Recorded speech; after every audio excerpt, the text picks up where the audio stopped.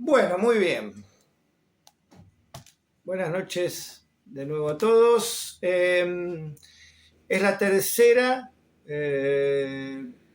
Hay muchísimo para decir. Yo, sobre todo, lo más difícil es resumir la guerra de independencia. Yo creo que a eso hay que dedicarle un poco más. Por eso mi plan es seguir con otros temas y de vez en cuando volver sobre San Martín y ahí hablar. Hay que dedicarle una a la campaña al cruce de los Andes, una a la campaña a Chile, una charla a la campaña al Perú, que es, sin embargo, yo creo lo que es un poquito más conocido de San Martín. Todos sabemos que San Martín cruzó los Andes y fue al Perú.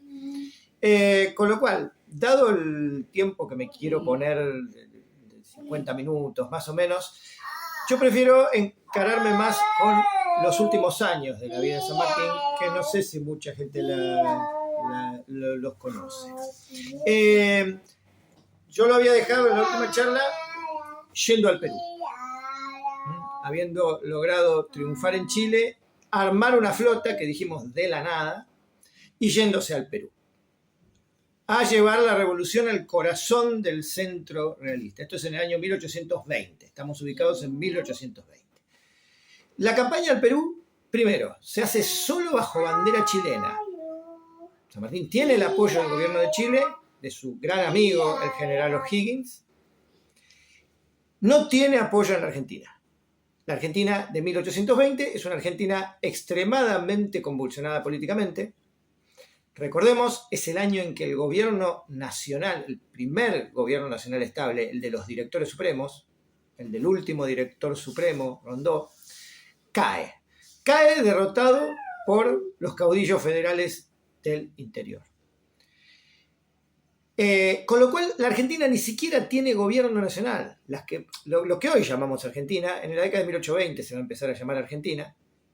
Las Provincias Unidas del Río de la Plata ni siquiera tienen gobierno nacional. Es un milagro que la Argentina no se haya fragmentado en 14 o 15 países distintos, porque la Argentina se va a pasar los siguientes 30 años sin una autoridad nacional formal. O sea, solo hay gobiernos de provincia. San Martín se niega a participar, y esta es una constante que hoy vamos a ver, se niega a participar en guerras civiles. En ese conflicto naciente entre unitarios y federales, San Martín se niega terminantemente a participar.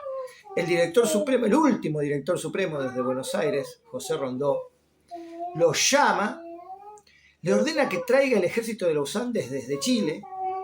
¿Para qué? Para reprimir los levantamientos federales en el interior. Noten ustedes la locura que era esto.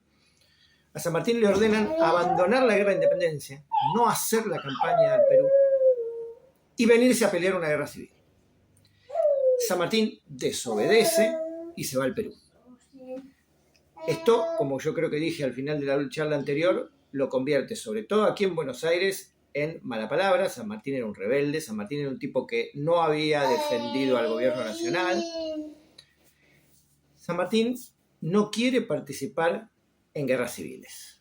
Mi sable no se manchará jamás con sangre argentina, dice en algún momento. Y entonces se va al Perú.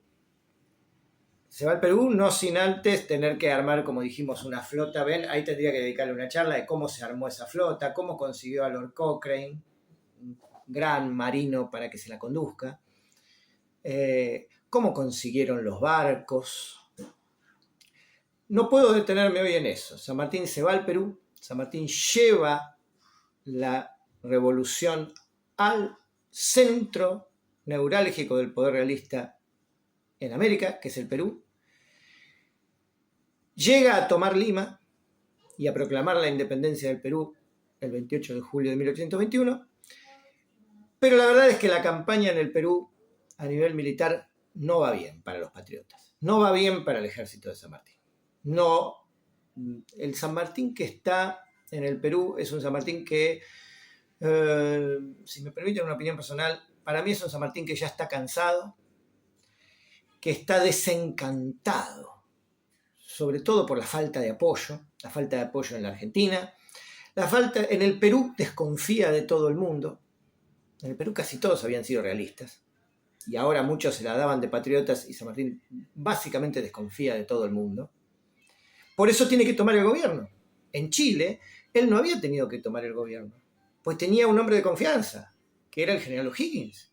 que era chileno. Entonces pone en el gobierno a un chileno, al general O'Higgins. ¿A quién tiene para poner en el gobierno en el Perú? A nadie. Tiene que asumir él como protector del Perú. El cargo que se crea es el de protector del Perú. Ese es el cargo con el que San Martín gobierna el Perú en 1821 y 22. Esto le trae un montón de críticas, se lo considera ambicioso, lo acusan de querer proclamar, hasta lo acusan de querer proclamarse rey. Él un poco se burlaba de eso. ¿Sí? El rey José. San Martín, entre que no le va bien, que no tiene apoyo de la Argentina, y que cuando busca el apoyo de Bolívar, en esa famosa entrevista en Guayaquil, a la que habría que dedicarle un estudio, se sabe bastante de lo que pasó en esa entrevista, más de lo que se cree. La cuestión es que Bolívar no le da apoyo, tampoco. San Martín se da cuenta que el obstáculo para que Bolívar baje con sus fuerzas al Perú y termine la guerra de independencia es él. Lo llega a decir en una carta a Tomás Guido: Bolívar y yo no cabemos en el Perú. Entonces ahí viene, y de aquí parte mi charla de hoy, el que probablemente haya sido uno de los servicios más grandes que San Martín le hizo a la causa de la independencia de América, que fue su renuncia. San Martín vuelve de entrevistarse con Bolívar, vuelve a Lima, llama a un congreso con representantes de las zonas libres de Perú, y el primer día que instala ese congreso, sin habérselo dicho a nadie, ni siquiera a sus amigos íntimos, anuncia su renuncia al cargo de protector del Perú. Tomás Guido no lo podía creer, que era su colaborador más estrecho y que se pasa toda esa noche pidiéndole por favor que lo piense mejor y se quede. San Martín renuncia a su cargo de protector del Perú y esa misma noche se toma un barco y se vuelve a Chile.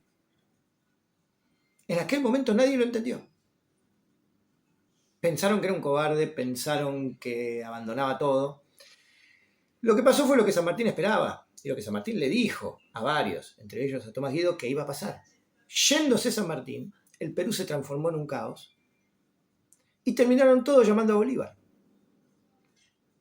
Y es Bolívar el que baja desde Ecuador con sus tropas, toma el mando básicamente, reúne bajo su mando a todas las fuerzas patriotas en un ejército en el que había desde venezolanos hasta argentinos, lo pone al mando de su principal colaborador, que es el mariscal Sucre, y yo digo un poco en broma, si a alguno le gusta el fútbol, un histórico 9 de diciembre, pero de 1824, Sucre derrota en Ayacucho por última vez a los realistas y asegura la independencia de América. Es decir, primera cosa que digo, la renuncia de San Martín sirvió para que todas las fuerzas patriotas de Sudamérica finalmente confluyeran bajo un mando único, el de Bolívar. Y es Bolívar, a través de su principal colaborador, el mariscal Sucre, el que derrota finalmente a los realistas y asegura la independencia de todas las actuales repúblicas, las que hablamos castellano en Sudamérica. Repito, desde Venezuela hasta lo que hoy llamamos Argentina. Repito, nadie lo entendió a San Martín en ese momento, pero tuvo razón. Se fue. ¿Se fue a dónde? Se fue a Chile. En Chile estaba seguro, todavía gobernaba por unos meses más antes de que lo derrocaran, todavía gobernaba O'Higgins. El general O'Higgins era el gran amigo de San Martín en Chile y era el que gobernaba. Con lo cual, San Martín en Chile está seguro. Quiere volver a la Argentina, quiere volver a Mendoza, vuelve a Mendoza y se instala por un tiempo en una chacra que le habían regalado en Mendoza, la chacra de los Barriales, que como dije el otro día es su lugar en el mundo. Ya voy a volver hoy sobre ese tema. Ahí viene el tema de la esposa. Aquí en Buenos Aires recibe noticias de que su esposa Remedios está muy enferma, tiene tuberculosis. La tuberculosis en esa época, si no te defendían tu cuerpo, si no tenías defensas naturales, te llevaba a la muerte. Remedios lucha contra la tuberculosis durante un tiempo. Pide que San Martín vuelva a Buenos Aires. San Martín, acá hay toda una discusión entre los que lo defienden y los que lo atacan. No volvió a tiempo para ver a su mujer porque no quiso o porque no pudo. Hay algunos que dicen que no quiso, que la relación con su esposa no era buena. Hacía varios años que no se veían, pero que ya la relación con su esposa no era buena. Hay toda una serie de, para mi gusto, leyendas sobre que ella supuestamente le había sido infiel en Mendoza. Hay una novelita histórica que leí hace un tiempo sobre que supuestamente Remedios le había sido infiel a San Martín en Mendoza con un par de oficiales del ejército. La verdad, de nuevo, como dije en la primera charla, no hay ninguna prueba. Estas son habladurías. Sí es verdad que él le fue infiel a Remedios en Lima. Eso es histórico. Él en Lima tuvo, mientras era protector del Perú, un romance con una joven llamada Rosa Campuzano. Eso es cierto. No sé si no llegó a oídos, por más lejos que estuvieran, si alguien no le fue con el cuento de Remedios. Yo creo que él no hace ningún esfuerzo por venir a Buenos Aires a ver a su esposa. Es verdad que había problemas. Es verdad que esto era un caos, que estábamos en el medio de una guerra civil y que probablemente si hubiera venido a Buenos Aires lo hubieran detenido. Que es la razón que él da. No puedo ir a Buenos Aires porque tengo orden de captura. ¿Por qué? Porque supuestamente, vuelvo a repetir, él se había rebelado contra la orden del gobierno en 1819 de venir a reprimir a los caudillos. Con lo cual, es verdad que en una época muy violenta políticamente, San Martín, aquí en Buenos Aires, hasta que las aguas no se aquieten, corre riesgos. Viene, finalmente, llega tarde. Remedios había muerto unos meses antes. Se encuentra con su esposa muerta y una hija. Esto es el año 1823. Remedios había muerto poco antes de cumplir los 26 años. Y una hija de 7 años, criada por su abuela, doña Tomasa, de quien hablamos hace un tiempo. ¿Qué decide hacer San Martín? Decide irse a Europa con su hija, a educar a su hija. Se toma un barco aquí en Buenos Aires y llega en 1824 primero a Londres, que es de donde había partido en 1811. Hay un estudio hace poco de un historiador que muestra que en realidad posiblemente pasó por Londres y pasó por Londres de incógnito. ¿Saben qué es de incógnito? Con un nombre falso. Se puso el nombre de la madre, Josema Torras.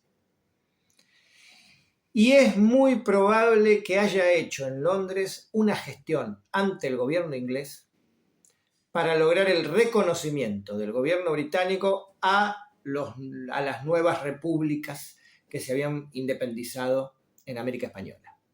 Fíjense que al año siguiente, en 1825, por ejemplo, Gran Bretaña reconoce a las Provincias Unidas del Río de la Plata, que ya empezaban a llamarse Argentina, como independientes. En un tratado que se firmó en 1825, Gran Bretaña es en realidad el primer estado europeo que nos reconoce como nación independiente. Parece ser que San Martín había hecho unas gestiones en ese sentido ante el gobierno inglés.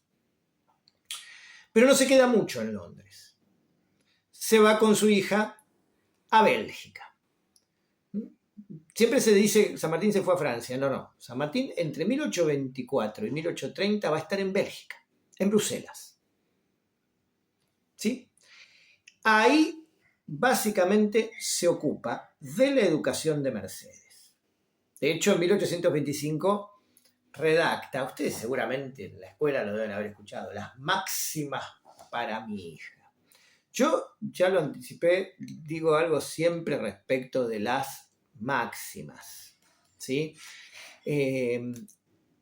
No son para la hija, son para él.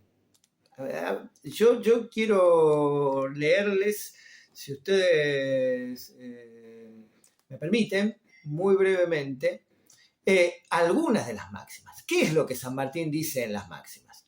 Lo que San Martín dice en las máximas son en realidad instrucciones para él. Humanizar el carácter. Inspirarle amor a la verdad y odio a la mentira. Yo pregunto, ¿inspirarle a quién? A Mercedes. Es decir, ¿quién tenía que inspirarle amor a la verdad y odio a la mentira? ¿Quién tenía que inspirarle amor al aseo, es decir, a la limpieza, y desprecio al lujo? ¿Quién tenía que hacer eso? Él. San Martín se hace en las máximas para su hija en 1825, se hace un manual, se hace una listita por escrito de las cosas que él le tiene que enseñar a su hija. Y que son las que le va a enseñar en los años. Son muy notables. Porque le habla de respetar a los animales, respetar a los ancianos y a los pobres, estar formal en la mesa, muy de la época, ¿no? Enseñarle a estar formal en la época. Que hable poco y lo preciso. Todas esas cosas, que son las que él le va a inculcar a su hija Mercedes, pero a mí me llama siempre la atención que el tipo, para ciertas cosas, era, como yo dije en la primera charla, muy desordenado y ponía poca atención. Algunas le interesaban mucho. Esta de la educación de la hija se ve que le interesaba mucho porque el tipo se hizo una lista por escrito de las cosas que él tenía que hacer respecto a la hija. ¿Sí? Es decir, no creo ni que se las haya mostrado a Mercedes. Hasta quizá de grande. O sea, las máximas son para San Martín. Se las escribe San Martín a San Martín. Son un manual de instrucciones de cómo debía criarse una hija. Ella es educada en un colegio en Bélgica durante varios años. San Martín, y esto no sé si tampoco mucha gente lo conoce hoy, ¿intentó volver al país? Sí, en 1828. San Martín se toma un barco y se viene a Buenos Aires. Y ahí pasa algo muy notable. Se viene a Buenos Aires porque cree que la situación política está tranquila. Entonces decide tomarse un barco y probar de venir a la Argentina. Probar de venir a Buenos Aires. Cree que en Buenos Aires está gobernando Dorrego. El gobernador Manuel Dorrego, federal, que había sido su subordinado en el Ejército del Norte. Claro, tardaba 3 meses en cruzar el mar. Cuando llega al puerto de Buenos Aires, se encuentra con que la cosa no solo no estaba políticamente tranquila, sino que estaba particularmente complicada. Dorrego acababa de ser derrocado y nada menos que fusilado por Lavalle. Lavalle, Juan Galo de Lavalle, general unitario, que había sido granadero a caballo. Era un hombre de San Martín. Y acababa de fusilar a su enemigo político y antes compañero de armas, Dorrego, y estaba estallando de nuevo el enfrentamiento entre unitarios y federales, aquí en Buenos Aires y en todo el interior. Es decir, San Martín llega creyendo que se va a encontrar con un país más o menos tranquilizado y cuando está arriba del barco le cuentan todo esto. San Martín no baja del barco. San Martín se queda arriba del barco. Tengo acá a Julieta atrás mío, no sé si la ven. San Martín se queda arriba del barco. San Martín no pisa suelo argentino. Se queda acá en el puerto durante 2 días. Esto es muy notable. No quiere ni siquiera bajar. Porque sabe que si baja, después no está seguro de poder volver a subir al barco. Y lo van a enganchar en una guerra civil. Entonces se queda arriba del barco. Y se va a Montevideo. El barco seguía viaje hacia enfrente, a Uruguay, a Montevideo. Y San Martín se va a Montevideo. Es decir, llega al puerto de Buenos Aires, pero no pisa suelo argentino. Y se va a Montevideo. Fíjense que esto en Montevideo hace que cuando se enteran aquí en Buenos Aires, todo el mundo se lo quiere agarrar para su causa a San Martín. Lavalle mismo, que era el que gobernaba aquí en Buenos Aires, que acababa de fusilar a Dorrego, le manda a decir que si viene acá a Buenos Aires, le va a entregar el mando. O sea, ¿San Martín podía haberse convertido en dictador aquí en Buenos Aires en 1829? Sí. ¿Qué le contesta San Martín a Lavalle? Que de ninguna manera, porque San Martín sabe que si en esas circunstancias tomaba el mando político, iba a tener que fusilar gente a montones. Y eso es lo que San Martín no quería hacer. San Martín insiste una vez más en que él no va a participar en guerras civiles. Si hay que pelear contra un enemigo externo, él está disponible. Si hay que pelearse entre argentinos, no. Y, de hecho, se vuelve a Europa. Le rechaza el mando a Lavalle y se vuelve a Europa y no va a volver nunca más a la Argentina. ¿Sí? Entonces, miren qué notable, San Martín vuelve al país y no baja del barco. Se va a Montevideo y después de nuevo a Bélgica. Ese es el origen de lo que yo llamo el autoexilio de San Martín. San Martín nunca tuvo una prohibición de venir a la Argentina. Si hubiera querido venir, venía. No quiso. ¿Por qué? Porque San Martín no quiere participar en guerras civiles. No quiere participar en general. Ya no quiere mucho participar en guerras. Hay una que no sabe nadie.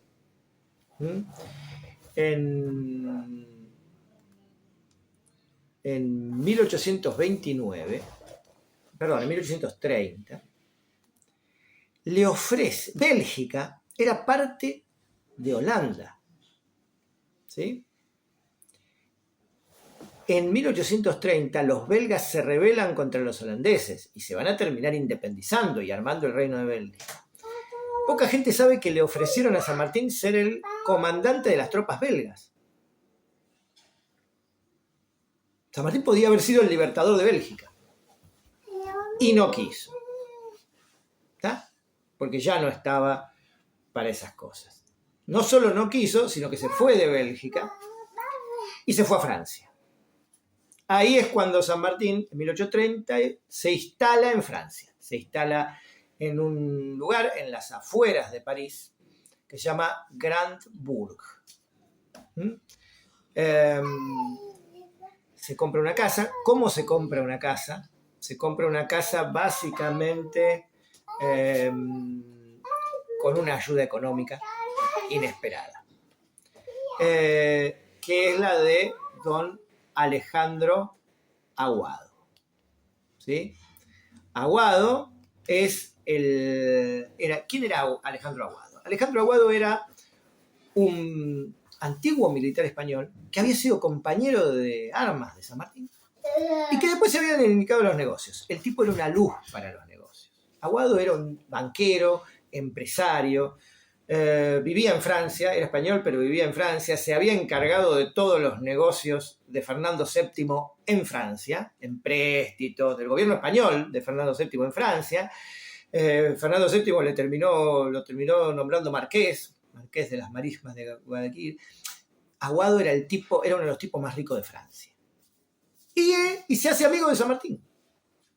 Y es el que lo banca económicamente a San Martín. San Martín, si no, no tenía de qué vivir allá en Francia.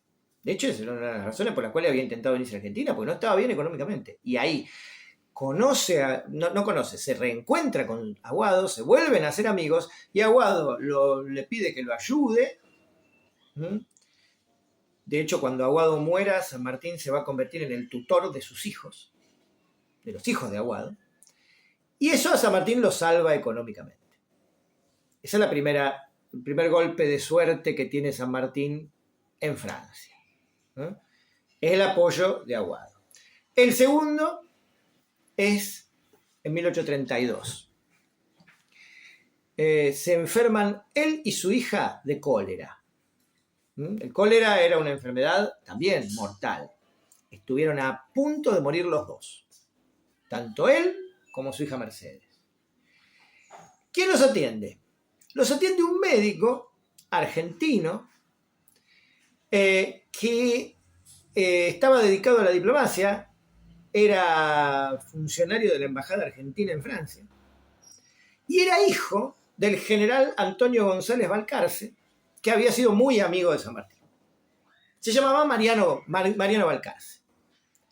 Mariano Balcarce, como médico y como amigo de la familia, cuida a San Martín y a Mercedes hasta que se recupera. Y ahí se termina casando con Mercedes. Mercedes se casa con Mariano Balcarce en 1832. Esto para San Martín también es una tranquilidad, ¿sí? Porque ahora su hija tiene una familia. De ese matrimonio entre Mariano González Balcarce y Mercedes de San Martín, van a nacer 2 hijas, las nietas de San Martín. No voy a intentar, sé que la imagen está un poco complicada, así que no voy a intentar compartir pantalla hoy. Pueden ustedes googlear en cualquier momento las fotos de María Mercedes Balcarce y San Martín, que es la hija, la nieta mayor, y Josefa Dominga Balcarce y San Martín, nacidas en 1834 y en 1836 respectivamente.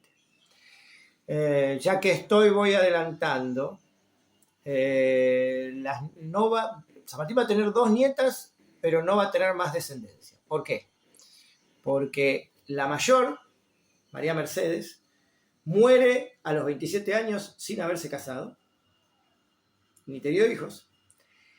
La menor, Josefa Dominga, murió a los 89 años. Murió en, escuchen bien, 1924. O sea, llegó a muy anciana. Ya llegó a conocer todo, a San Martín ya convertido en un prócer, con monumentos y todo. En realidad vivió toda su vida en Francia, se casó con un mexicano, el doctor Gutiérrez Estrada, pero no tuvieron hijos. Digo una cosa respecto de la nieta. Gutiérrez Estrada y Josefa Dominga, Pepa, como le decían, no tuvieron hijos, se dedicaron a crear un asilo de ancianos que después en la Primera Guerra Mundial se convirtió en un hospital. Y a la nieta de San Martín, ya muy anciana, después de la Primera Guerra Mundial, la República Francesa le otorgó lo que se llama la Legión de Honor, que es la máxima condecoración que puede tener una persona. Tanto es así que cuando muchos años después, ya en la década de 1990, se trajeron a la Argentina los restos de Mariano Balcarce, de Mercedes y de María Mercedes, la nieta mayor, el gobierno francés se negó a que se trajeran a la Argentina los restos de Josefa Dominga. ¿Por qué? Porque es heroína en Francia. Entonces el gobierno francés exigió que siguiera enterrada en Francia. Fue heroína de la Primera Guerra Mundial para Francia. Esa es la historia más o menos. Por eso no hay descendientes directos de San Martín. Los hay de Belgrano, por ejemplo, pero no hay descendientes directos. O sea, no hay familia de San Martín hoy en día en forma directa, porque ninguna de sus 2 nietas tuvo hijos. ¿Sí? Esa es más o menos la historia a nivel familiar. ¿Cómo vive San Martín en Francia? Ese San Martín que ya tiene todo solucionado económicamente. Yo quiero leerles una carta que le escribió de nuevo a su amigo Tomás Guido, que cuenta más o menos cómo vivía San Martín en Francia. Un típico burgués de clase alta con plata. Fíjense, le dice: paso en la opinión de estas gentes por un verdadero cuáquero. Yo no sé si ustedes se acuerdan, los cuáqueros son como los Amish, que viven en una situación básicamente de extrema humildad. Dice: paso en la opinión de estas gentes por un verdadero cuáquero. No veo ni trato a persona viviente. Ocupo mis mañanas en la cultura de un pequeño jardín y en mi pequeño taller de carpintería. Fíjense, los hobbies de San Martín eran la jardinería y la carpintería. Por la tarde salgo a paseo y en las noches en la lectura de algunos libros y papeles públicos. He aquí mi vida. ¿Sí? Fíjense que entonces es la vida de un tipo básicamente relajado y que ya no tiene demasiadas ocupaciones públicas. Pero dice algo que a mí me llamó siempre la atención. Dice, usted dirá que soy feliz. Sí, mi amigo, verdaderamente lo soy. A pesar de eso, ¿creerá usted si le aseguro que mi alma encuentra un vacío que existe en la misma felicidad? ¿Y sabe usted cuál es? El no estar en Mendoza. Prefiero la vida que hacía en mi chacra a todas las ventajas que presenta la culta Europa. Fíjense, acá hay una cuestión que a los mendocinos siempre los llena de mucho orgullo. Fíjense que San Martín describe su vida de mayor como una vida tranquila, feliz, jardinería, carpintería, escribo cartas. Y dice, y sin embargo, tengo un vacío. ¿Cuál es ese vacío? No estar en Mendoza. Fíjense cómo le había quedado a San Martín esa idea de volver alguna vez a Mendoza, que es lo que siempre quiso y nunca se animó a hacer. ¿Sí? Es un tipo que no le pasa mal, pero sigue siendo un exiliado. Sigue siendo un tipo que no está en su patria y quiere estar. ¿Se mete en política? La verdad es que no. Evita cuidadosamente hablar de política. ¿Sigue la política americana y argentina? Sí, muchísimo. Y San Martín es un tipo, y esto poca gente lo sabe, porque a muchos no les gusta esto que voy a decir. San Martín es extremadamente rosista. Es decir, tiene un apoyo muy claro hacia la figura de Juan Manuel de Rosas. Y vamos a dar, y no es solo el tema del sable. A ver, ¿qué es lo del sable? En 1838, siendo Rosas gobernador de la provincia de Buenos Aires, ¿se acuerdan que dijimos que en la Argentina no había gobierno? Había 14 gobiernos provinciales. Rosas era gobernador de la provincia de Buenos Aires. Pero en carácter de gobernador de la provincia de Buenos Aires también tenía, delegado por todas las provincias, la representación del país frente al mundo. Es decir, la Argentina no tenía un gobierno, tenía solo gobernadores de provincia. Rosas no ocupaba el cargo que hoy ocupa Milei, porque el cargo que hoy ocupa Milei no existía.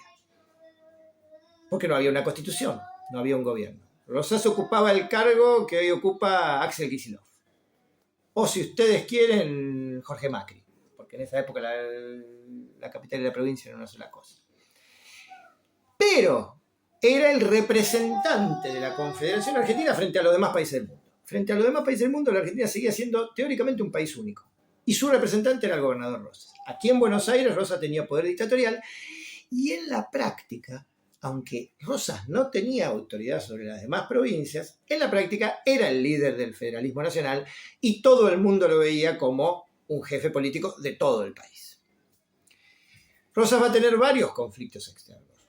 El primero de ellos va a ser contra Francia, el llamado bloqueo francés, que se da entre 1838 y 1840. No tengo tiempo de explicarlo, solo diré una cosa. Francia, que era la segunda potencia más importante del mundo, digo, si Gran Bretaña era lo que hoy es Estados Unidos, Francia era lo que hoy es China, por una analogía que no sé si es muy apropiada. Bloquea el puerto de Buenos Aires, le exige cosas al gobierno de Rosas, Rosas aguanta contra los franceses, aguanta los problemas internos, y al final Francia cede y tiene que firmar con Rosas un acuerdo que era bastante favorable al propio Rosas. San Martín ve esto como una defensa de la soberanía nacional. Y ahí es cuando escribe su testamento. El testamento de San Martín tiene dos versiones. La primera es la de 1841, la definitiva de 1844. Es un testamento muy notable. Tiene algunas particularidades. Primero, ¿cómo empieza? Todos los testamentos de la época, uno puede leer el de Belgrano, empezaban con una invocación religiosa, que normalmente era en el nombre del Padre, y del Hijo y del Espíritu Santo, invocando a la Santísima Virgen, algo así. San Martín no. San Martín comienza: en nombre de Dios Todopoderoso, a quien reconozco como autor del universo.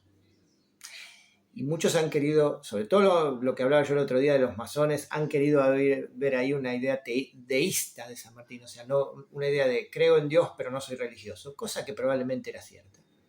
San Martín tenía una práctica religiosa externa que mantenía, pero en algunas conversaciones privadas se nota esto de que quizá no era un tipo extremadamente religioso. San Martín hace un testamento, nombra heredera única y universal a su hija, pide que no se le haga ningún tipo de honor el día de su fallecimiento y que su cuerpo sea llevado directamente al cementerio, y agrega: pero sí desearía que mi corazón descanse en el cementerio de Buenos Aires. O sea, pide que su cuerpo sea trasladado a Argentina, cosa que recién se va a hacer en 1880, 30 años después de su muerte. Y en una cláusula muy famosa de su testamento pone: el sable que me acompañara en toda la lucha por la independencia de América le será entregado al general de la República Argentina, don Juan Manuel de Rosas, como una muestra de la satisfacción que he sentido como argentino por la firmeza con que ha sostenido el honor de la República contra las injustas pretensiones de los extranjeros que trataban de humillarla. San Martín le lega el famoso sable corvo a Rosas porque lo ve como un tipo que defiende la soberanía nacional. No sé si aprueba la política dictatorial de Rosas en la Argentina, al menos en ese momento. Mucho se ha discutido esto. En realidad, hay otra carta que San Martín le escribe a Rosas, ¿sí? 3 meses antes de morirse San Martín, el 6 de mayo de 1850, que yo también quiero leer, es tajante, ¿sí? Leo solo un pequeño párrafo. Le manda una carta a San Martín a Rosas poco antes de morir y le dice: San Martín a Rosas, el objeto de esta carta es el de tributar a usted mis más sinceros agradecimientos al ver la constancia con que se empeña en honrar la memoria de este su viejo amigo. Me llena de verdadero orgullo ver la prosperidad, la paz interior, el orden y el honor restablecidos en nuestra querida patria. Por tantos bienes realizados, yo lo felicito a usted muy sinceramente, como igualmente a toda la Confederación Argentina. O sea, hay que reconocerlo, San Martín es rosista. Y yo sé que a mucha gente hoy en día no le gusta, a mí mismo, no sé si me gusta demasiado, pero San Martín era rosista. Y rosista declarado, y se la pasa escribiéndole a Rosas, diciéndole que aprueba lo que Rosas está haciendo. ¿Sí? Esto no le gusta a muchos antirrosistas que lo visitan. Uno muy famoso que lo visita es Sarmiento. El joven Domingo Faustino Sarmiento lo visita allá en Francia y deja escrito algo así, yo no quiero ni leerlo, porque me da mucha bronca, pero Sarmiento deja escrito en algún texto que como que lo vio muy avejentado, si me permiten la expresión, como si ahora dijéramos que lo vio gaga. Claro, yo me imagino la conversación. Sarmiento era antirrosista al mango, San Martín se le debe haber puesto a defender a Rosas y Sarmiento no se lo bancó. Mucho más respetuosa es la descripción que de él hace Alberdi. ¿Sí? Alberdi se lo encuentra también allá en Francia. ¿Sí? Hablo de Juan Bautista Alberdi, el señor que ahora está en los billetes de 20.000 pesos, ¿sí? Alberdi hace una descripción bastante elogiosa de San Martín, ¿sí? En 1843. A mí, yo la cité hace un tiempo, voy a leérselas brevemente también, cuando dice, qué diferente le hallé del tipo que yo me había formado, oyendo las descripciones hiperbólicas que me habían hecho de él sus admiradores en América. Por ejemplo, dice Alberdi, yo le esperaba más alto, y no es sino un poco más alto que los hombres de mediana estatura. Yo le creía un indio, como tantas veces me lo habían pintado, y no es más que un hombre de color moreno de los temperamentos biliosos. Yo le suponía grueso, es decir, gordo, y sin embargo de que lo está más que cuando hacía la guerra en América, me ha parecido más bien delgado. Yo creía que en su aspecto y porte debía tener algo de grave y solemne, pero lo hallé vivo y fácil en los ademanes, y su marcha, aunque grave, desnuda de todo viso de afectación. Me llamó la atención su metal de voz, notablemente gruesa y varonil. Habla sin la menor afectación, con toda la llaneza de un hombre común. Nótense, por favor, que Alberdi lo que dice es cómo lo habían descrito a San Martín. Ahí está lo que yo dije la vez pasada. Se decía de San Martín que era un indio. Claro, era un hombre, dice Alberdi, de color moreno. No era un tipo blanco. Alberdi lo visita y Alberdi lo admira mucho. Lo visitan muchos argentinos que van a Francia y muchos nos han hablado de él. San Martín sigue viviendo en Gramburg hasta 1848. Acá hay algo que a mí siempre me llamó la atención. San Martín, que de joven había participado en una revolución, ahora de viejo huye de una revolución. En 1848, en Francia, estalla un movimiento revolucionario, la llamada Revolución de 1848, que va a terminar con la monarquía del rey Luis Felipe y va a instalar la Segunda República Francesa. Es un movimiento muy popular, yo diría por primera vez de clase obrera, que terminará a los pocos meses con la instalación de una república y la elección como presidente de Francia del sobrino de Napoleón Bonaparte, Luis Napoleón Bonaparte, quien pocos años después, imitando a su tío, se va a proclamar emperador, Napoleón III. Claro, pero en esos meses de 1848 Francia está muy, muy complicada políticamente y las calles se llenan de violencia. San Martín se manda a mudar. Ahí es cuando se muda a Boulogne-sur-Mer, que es una localidad cercana al mar que tiene un puerto.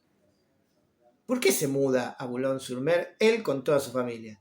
Para estar más cerca del puerto por si se tenía que escapar. Esa es la razón. ¿Sí? San Martín no quiere, otra vez, no quiere estar metido en problemas políticos. San Martín, yo creo que él en realidad lo dice. Alguna vez se lo dice a Tomás Guido, le habla de su total aversión y hasta asco por todo mando político. San Martín no quería estar más metido en nada que fuera política, en nada que fuera gobierno, en nada que fuera guerras civiles ni hablar.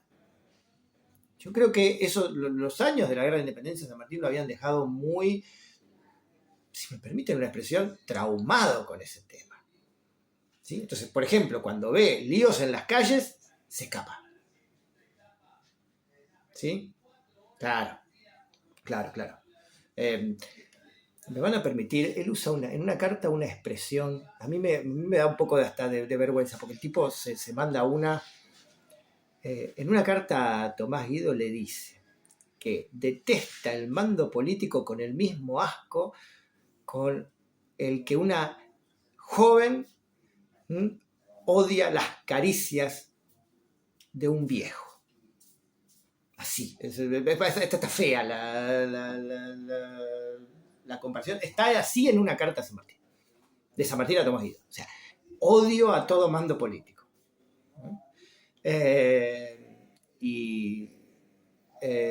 Por eso digo, eso es lo que le hace que se vaya a Boulogne-sur-Mer, que además es una localidad marítima, le hacía mejor para la salud. San Martín se había quedado ciego. En su momento se había ido a Londres a operarse de cataratas,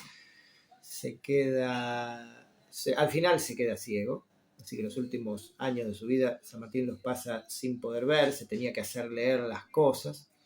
Siempre vive con su hija y con su yerno y sus nietas.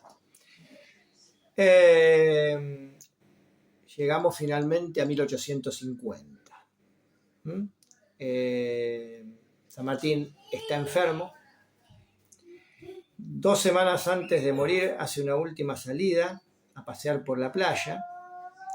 En su casa hablaban un poquito en castellano, un poquito en francés. Él hablaba francés como un nativo. Y es muy famosa que él está caminando con su hija, sus nietas, por la playa de Boulogne-sur-Mer. Se marea un poco. Entonces lo agarran y le preguntan qué le pasa. Y San Martín dice, c'est l'orage qui mène au port. Es la tormenta que llega al puerto. San Martín se veía que le estaba llegando la muerte. La mañana del 17 de agosto de 1850, San Martín se levanta muy bien. Vieron que siempre se habla de eso, de la mejoría previa a la muerte. San Martín, la mañana del 17 de agosto, esto lo contó la hija, parecía estar mucho mejor. El día anterior se había sentido muy mal, había venido el médico. La mañana del 17 de agosto parece estar recuperado totalmente, almuerza, después del almuerzo se descompone y exactamente a las 3 de la tarde del 17 de agosto de 1850 muere. Según la hija, el reloj de su habitación se paró exactamente a esa hora, a la hora que él murió, a las 3 de la tarde. Se supone que todos los 17 de agosto el regimiento granadero de caballo a las 3 de la tarde toca el clarín, ¿sí? Recordando el fallecimiento de San Martín. Tenía 78 años. Estaba muy interesado y se ocupa de que se cuente bien su historia. Porque, como algo fui diciendo, a él lo criticaron muchísimo, de todas partes, en lo personal, en lo político, en su actuación militar, y él estaba convencido de que con él habían sido injustos. Entonces deja expresamente instrucciones a su hija de que agarrara todos sus papeles, sus cartas, sus escritos, todo lo que él tenía en su archivo, y se lo entregaran a un historiador. Ya pocos años después de la muerte de San Martín se empiezan a publicar biografías. Una de las primeras la publica en Chile Benjamín Vicuña, en realidad el tatarabuelo del actual Benjamín Vicuña, el actor Benjamín Vicuña, se llamaba igual, Benjamín Vicuña Máquena, es el que publica probablemente la primera gran biografía de San Martín, de las que lo defienden. Y todos los papeles de San Martín se los van a entregar, vuelvo a mostrarlo acá, a ver si se llega a ver en la cámara, a Bartolomé Mitre. Este era el famoso libro que yo mostré en la primera charla, Historia de San Martín y de la Emancipación Sudamericana, de Bartolomé Mitre. Este libraco es la primera gran biografía que se hace de San Martín en la Argentina, ¿sí? Porque Mitre, repito, tiene acceso a todo el archivo que le manda Mariano Balcarce y Mercedes de todos los papeles íntimos, si ustedes quieren, de San Martín, y con él se empieza a contar la historia. En 1880 finalmente se cumple lo que San Martín había pedido en su testamento, que es que su cuerpo es trasladado a Buenos Aires y ubicado donde está ahora, en la catedral de la ciudad de Buenos Aires. Van a escuchar ustedes una pavada, esa pavada de que en realidad no está en la catedral, sino que está en un costado, porque era masón. No, quien haya entrado sabe que está dentro de una de las capillas de la catedral de la ciudad de Buenos Aires, está dentro de la catedral. Así que no sé quién salió alguna vez con esa historia, porque de nuevo, la discusión sobre si era buen católico o no lo era. A ver, en el regimiento de graneros a caballo se rezaba el rosario todos los días. Y se era devoto de la Virgen, puede que él personalmente no sé qué creía. Pero el tipo era un católico, como lo era casi todo el mundo en esa época, y está enterrado en la catedral de la ciudad de Buenos Aires, dentro de la catedral. Así que si alguna vez escuchan eso de que en realidad no está en la catedral, sino en un lugar aparte, no, está dentro de la catedral, vayan y véanlo. ¿Sí? Cierro diciendo, a mí siempre me gusta citar la última frase de este libro. No sé si estoy muy de acuerdo con Mitre, muchas de las cosas que dice acá, pero sí estoy de acuerdo con la última frase del libro. Fíjense que San Martín es un tipo que siempre que le pidieron que hiciera algo que no quería hacer, que no debía hacer, no lo hizo. Por ejemplo, pelearse, o sea, meterse en guerras civiles, meterse en luchas entre argentinos. ¿Sí? Eso no es lo que debía hacer. ¿Se acuerdan de esa famosa frase que él cita, que él pone en una carta, esa de serás lo que debas ser y si no, no serás nada? Bueno, eso es lo que San Martín siguió al pie de la letra. Mitre termina diciendo, fiel a la máxima que regló su vida, fue lo que debía ser.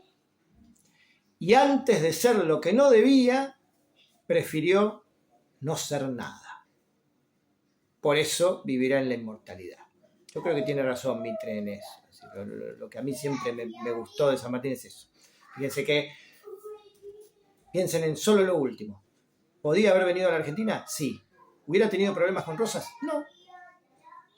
Y sin embargo no quiso venir. ¿Por qué? Porque sabía que si venía lo iban a arrastrar a una guerra civil. Y esa es la razón por la que se queda allá en Francia. Así que bueno, ahí más o menos conté un poquito algunas cosas, hay millones. Yo estas últimas 3 semanas estuve sufriendo por decidir qué había que decir y qué no. O sea, se puede hablar horas y horas y horas de San Martín y son cosas muy interesantes. Así que bueno, elegí algunas como para mencionarlas en estas charlas y ya repito, mi plan, como mi plan, esto además yo me lo tomo un poco como un trabajo y un poco como una diversión. Mi plan es seguir haciéndolo, así que alguna vez tengo que volver y ya ir a episodios más concretos, ¿sí? Que este pantallazo general que estuve haciendo. Y el plan ya es cambiar de tema y cambiar rotundamente de tema. Quiero irme a algo más de historia universal en la siguiente clase. Tengo un par de cuestiones. ¿Les gusta la historia antigua? Me voy a meter. Tengo idea de meterme con algunas cuestiones sobre la antigua Roma en la próxima clase. Nada que ver, ¿ves? Nada que ver con San Martín. Salvo, San Martín sabía mucho de historia de Roma. Cuando le ofrecieron, cierro con esto y ya me voy. Cuando le ofrecieron, ¿se acuerdan cuando dije que Lavalle le ofreció el gobierno en 1829? Lo que él le contesta es con una referencia a la historia romana. Roma había tenido un gran dictador, Sila, que había sido uno de los que desató una de las primeras grandes persecuciones políticas de las que se tenga noticia en la historia. Sila en Roma había armado listas negras de ciudadanos que estaban prohibidos o se los asesinaba. Se llamaban proscriptos. Y entonces San Martín le dice a Tomás Guido, ¿usted le parece que yo me puedo convertir en un dictador y cual otro Sila llenar a mi patria de proscripciones? O sea, de perseguir gente. San Martín ahí me demuestra que sabía de historia de Roma. Vamos a ver si puedo yo también hablar alguna cosita de historia de Roma. Y hay una a la que quiero inventar dentro de un par de semanas. Esa es una locura. Pero les pido por favor que se enganchen. Vamos a hacer una de una historia relacionada con las matemáticas. Eso asusta a más de uno. Pero ese día traten de conectarse, si no después ver si la grabación. ¿Sí? Porque esa va a ser, si me sale, no sé si me va a salir. Pero si esa me sale puede ser muy interesante. Y si a usted no le gusta la matemática o le tiene miedo a la matemática, métase igual. ¿Ah? Esa la vamos a hacer dentro de un par de semanas, 2 o 3 semanas, la tengo que terminar de armar. Esa va a ser rara. Pero creo que puede llegar a ser interesantísima. ¿Sí? Así que bueno, ¿les gustó? ¿Mm?